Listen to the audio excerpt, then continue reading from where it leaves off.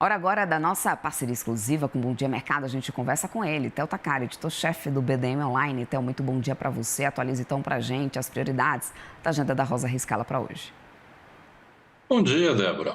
Apesar de toda essa crise, entre o governo e o Congresso, a discussão sobre o orçamento de 2026 avançou ontem, tanto que a Comissão Mista do Orçamento, a CMO, deve votar o projeto nesta quarta-feira. Na sequência, o texto deve seguir para aprovação em plenário pelo Congresso já na quinta-feira. Um dos motivos aí para todo esse avanço rápido foi um acordo firmado aí entre o governo Lula e a cúpula do Congresso para prever aí no projeto da Lei de Diretrizes Orçamentárias, o chamado PLDO de 2026, um calendário aí de pagamento de parte das emendas parlamentares no próximo ano. Uma reunião no final da tarde de ontem aí no Palácio do Planalto acertou os detalhes. O prazo para pagamento será aplicado aí sobre um percentual das emendas. Tendência é que ele fique entre 60 e 66% do total. O texto final, será apresentado e votado hoje aí na reunião da CMO. A questão das emendas parlamentares aí era o principal obstáculo para a votação do orçamento. No primeiro parecer do PLDO 2026, que foi apresentado em setembro, o relator previa que as emendas destinadas à saúde, assistência social e às chamadas transferências especiais, conhecidas aí como emendas PIX, teriam que ser pagas até 3 meses antes da eleição de 2026. O governo, que a princípio não queria um calendário para o pagamento das emendas, acabou aceitando aí liberar um percentual sobre o valor total delas. E apesar de toda essa crise aí entre Congresso e Planalto, as negociações prosseguiram nos bastidores, porque sem votação do orçamento, o pagamento das emendas atrasaria, como já aconteceu nesse ano aí com o projeto de lei orçamentária sendo votado só no início de 2025, Débora.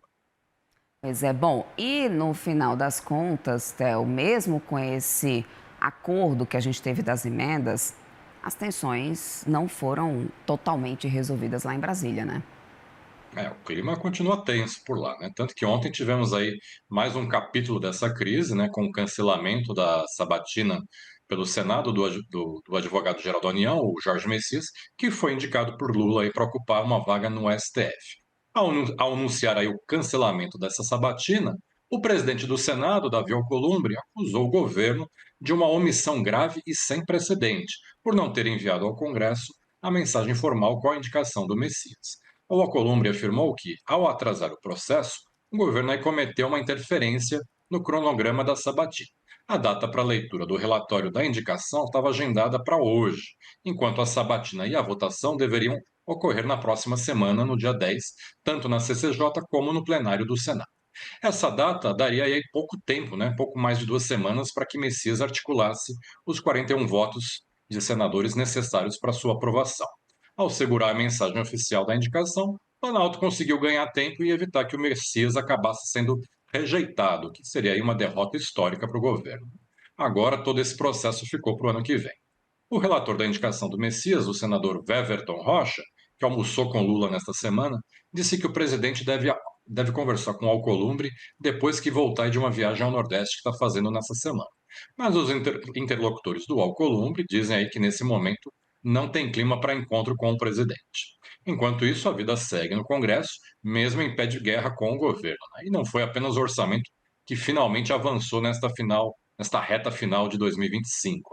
A Comissão de Assuntos Econômicos, a CAI do Senado, aprovou ontem aí por 21 votos a 1 o projeto que aumenta a tributação sobre as fintechs, sobre as casas de apostas, chamadas BETs, e também sobre a distribuição de juros sobre capital próprio. O projeto aí de autoria do senador Renan Calheiros tem tramitação terminativa na CAI, ou seja, em tese não precisaria passar pelo plenário do Senado e poderia ir direto para a Câmara. Mas o líder do PL no Senado, Carlos Portinho, pretende pedir aí que o projeto seja analisado também pelo plenário, que deve atrasar o envio do texto para votação pelos deputados. No projeto original, a Fazenda previa aí uma estimativa de arrecadação de pelo menos 5 bilhões para 2026. Mas com as ampliações feitas no texto do Renan Calheiros, a equipe econômica acredita que essa arrecadação do projeto pode alcançar os 10 bilhões de reais, embora ainda não tenha uma estimativa oficial. As bets que hoje pagam 12% de imposto serão tributadas em 15% em 2026 e 2027. E a partir de 2028, elas pagarão 18%. Já a tributação de juros sobre capital próprio vai aumentar de 15% para 17,5%. E a contribuição sobre lucro líquido, a chamada CSLL, das fintechs vai passar de 9% neste ano para 12% em 2026.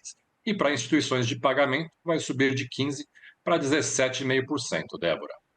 Bom, Theo, e além também dessa programação e clima de tensão em Brasília, né? O que a gente tem de destaque para a agenda dos mercados nessa quarta-feira? Hoje temos quatro indicadores importantes nos Estados Unidos, né, que podem aí testar as apostas de que o Fed vai mesmo cortar os juros americanos na reunião de política monetária da próxima semana. Às 10h15 da manhã, pelo horário de Brasília, sai a pesquisa ADP, que deve apontar a criação de 40 mil empregos no setor privado em novembro, menos que as 42 mil vagas que foram criadas em outubro. Na sequência, às 11h15, teremos a produção industrial americana, com previsão de alta de 0,1% em setembro.